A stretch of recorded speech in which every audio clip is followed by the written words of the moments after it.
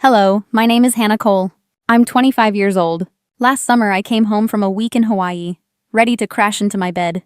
But my bedroom door had a new lock, and hanging on it, a glowing neon sign, Livestream Studio. All my belongings? Shoved into a dusty shed out back. My dad didn't even look at me. He just pointed toward the shed. Stay there or get out of this house. I stood frozen, staring at the life I thought was mine. Completely gone. But that was just the beginning. I always thought money would finally earn me respect in my family. But I was wrong. 2 weeks before everything exploded, I was on top of the world. I had just wrapped a digital content project worth $30,000. For the first time in years, I felt like I could breathe, like I could finally give something back. So I sat my parents down at our dining table in Grand Rapids. I smiled at Mom, at Dad. I'm booking a trip to Hawaii. Flights, hotel, everything covered. Just the three of us. Mom's face lit up, her eyes wide with excitement. Dad even cracked a rare grin. For one fragile moment, it felt like we were a real family again. But then Mom's smile faltered. She glanced at Dad. It'd be great if your brother could join us. My stomach dropped. Shane, my older brother, the streamer who lived off endless excuses and my money. $8,000 still unpaid. And now somehow I was supposed to fund his dream vacation too? Mom, I said carefully, this is for you and Dad. Shane can pay his own way. The room went silent. Dad's grin vanished. That's unfair, he snapped. Your brother's working hard to build his career. You've got the money. Why can't you help him out? My chest tightened. Help him out? I'd been helping for years. Covering internet bills.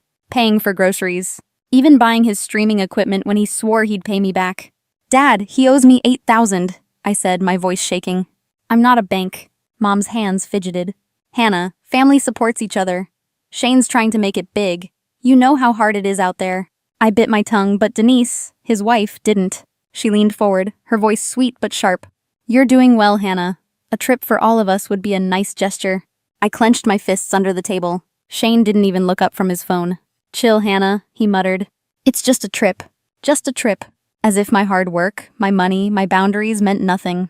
Dad slammed his hand on the table. Enough. If you're going to be stingy, maybe you shouldn't be planning family trips at all. Stingy. That word cut deeper than I expected. I looked to Mom, desperate for support. But she just stared at her hands. Silent.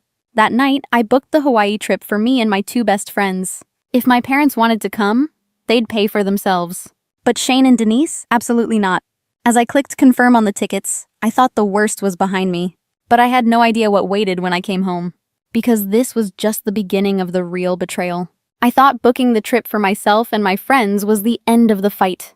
But I should have known better. When I came back from Hawaii, something felt wrong. Shane's beat-up car and Denise's SUV filled the driveway. Inside, the house was silent. Too silent. I dragged my suitcase to my room. But when I reached the door, my heart stopped. A shiny new lock. And above it, a neon sign, Livestream Studio. I rattled the knob, locked tight. My room, my space was gone. I ran to the shed. Under a sagging tarp, my belongings were dumped in piles. My laptop shoved under cables. My favorite jacket crumpled like trash. Hands shaking, I stormed into the kitchen. Denise sipped coffee, too calm. Oh, Hannah, you're back. Shane needed the space. Your room was perfect.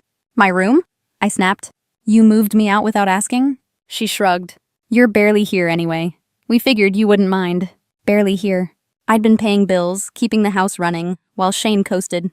I found Mom folding laundry. Why is Shane in my room? I asked. She avoided my eyes. His career is taking off. He needed the setup. We thought you'd understand. Understand? They'd taken everything I had built and handed it to him. Dad lowered his newspaper, his voice cold. Your brother's career is important. You've got your job. You don't need that room as much. I snapped. I've been paying the bills for years. What about me? Mom's voice was soft. Hannah, we're a family. We make sacrifices for each other. Always my sacrifices. Never Shane's. Denise smirked in the doorway. The shed's fine, it's just temporary. Dad stood, face hard. You've got two options. Stay in the shed, or get out. The words hit me like a punch.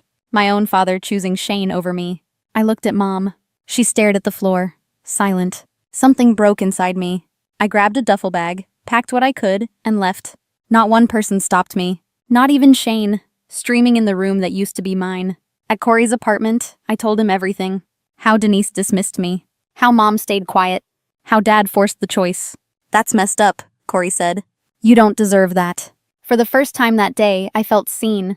I wasn't crazy. I wasn't selfish. I was betrayed. As I lay on his air mattress that night, the truth hit me. Leaving wasn't running away. It was breaking free from years of being overlooked. For once, I was choosing myself. But I had no idea how far my family was willing to go, and the price they'd pay for always putting Shane first. Nearly a year passed after I walked out of that house. In my new apartment downtown, I rebuilt myself. Work was thriving. Corey and Vance kept me grounded. For the first time, I felt free. Then my phone lit up. 60 missed calls. A voicemail from Mom. Her voice shook. "Hannah, please call me back. We're in trouble. Shane needs you." Shane. Even now, it was always about Shane. I ignored it at first. But the messages kept coming. Finally, I called her back. She answered on the first ring. "Hannah, thank God. Shane's in deep trouble. He lost his big sponsorship and," her words tumbled out, "he was gambling online. Thousands of dollars. The sponsors found out. They dropped him. Now he owes more than we can cover. We had to sell the house." My chest tightened. The house. My childhood home. The one I had poured my money into. Gone. I stayed silent, gripping the phone. Mom's voice cracked. "We need your help, Hannah. Money. Maybe a place to stay." Before I could respond, Denise's voice cut in. "Hannah, please. Shane's a mess. We're family. You're doing so well now. Can't you help us?" Family. The word burned. Where was family when they shoved me into the shed? When Dad told me to leave my own home? I took a deep breath. "You don't get to call me family now," I said. "You made your choices. Shane made his. I'm not cleaning up this mess." There was a long silence. Mom tried to speak, but I cut her off. "I've supported this family for years. I'm done." I hung up, my hands shaking but my resolve clear. They had chosen Shane. And now, they could live with the fallout. Corey and Vance listened as I replayed the voicemail for them. Vance leaned back in his chair, shaking his head. "They still think you're their safety net." Corey's eyes were steady. "You did the right thing." Later, word spread through a mutual friend. Shane's debts weren't just bad. They were massive, tens of thousands. The house was gone. His streaming career in ruins. Denise scrambling for work. My parents drowning in the mess they'd defended for years. I felt a flicker of pity, but it faded fast. This was the life they'd chosen. The gamble they'd made on Shane. And for the first time I realized, I wasn't the one who lost everything. They were. But the real showdown wasn't over yet. Because sooner or later, my family would come face to face with the choice they'd made. And with me. It didn't take long before they showed up. One evening, there was a knock at my apartment door. When I opened it, my parents stood there. Behind them, Denise hovered, arms crossed, eyes red from crying. "Hannah," Mom whispered, "we need to talk." I stepped aside, letting them in. But my guard was high. Corey and Vance sat in the living room with me, silent witnesses. Dad spoke first, his voice tight. "You've made your point, but Shane is drowning. We can't fix this alone. You're the only one who can help." I laughed bitterly. "Help? You mean bail him out again? Like always." Mom's eyes filled with tears. "We lost the house. We're staying with friends. We have nowhere else to go." Denise jumped in, her tone sharp even through desperation. "You've got this fancy new apartment. You're making money hand over fist. You can afford to help us. Why are you being so cruel?" Cruel. That word lit a fire in me. I stood tall, my voice steady. "Cruel? You took my room. You shoved me into a shed. Dad told me to get out of the house or sleep in the dirt. And now you want to lecture me on family?" The room went still. Mom sobbed softly. Dad's jaw clenched. "You're being selfish, Hannah. After everything we've done for you." "Done for me?" I cut him off. "You mean ignoring me? Calling me stingy? Watching Shane bleed me dry? If that's your definition of family, then I don't want it." Denise snapped. "You don't understand the pressure Shane was under. Those sponsors?" I turned on her. "No, you don't understand. Pressure is paying bills for everyone. Getting nothing back. Pressure is building a life on your own. While your brother spends every dollar chasing a dream. Don't stand here and tell me I don't understand." For once, Denise went silent. Dad's face flushed. "Is this what you've become? Cold? Ungrateful?" I stepped closer, my voice sharp as glass. "No, this is what I should have been all along. Strong. Independent. Done being your scapegoat." Mom reached for my arm, pleading. "Hannah, please, just this once, help us." I shook my head. I helped for years. And every time it destroyed me a little more. This time I'm choosing me. Denise's voice cracked. "If you walk away now, you'll regret it. Families always come back together." I looked her dead in the eyes. "Maybe yours do. Mine doesn't." The silence was suffocating. Corey finally spoke. his voice calm but firm. "You all need to leave, now." Dad glared, but he knew he'd lost. They shuffled toward the door, defeated. Mom's sobs echoed in the hallway. The door closed behind them. I stood there, heart racing, but lighter than I had in years.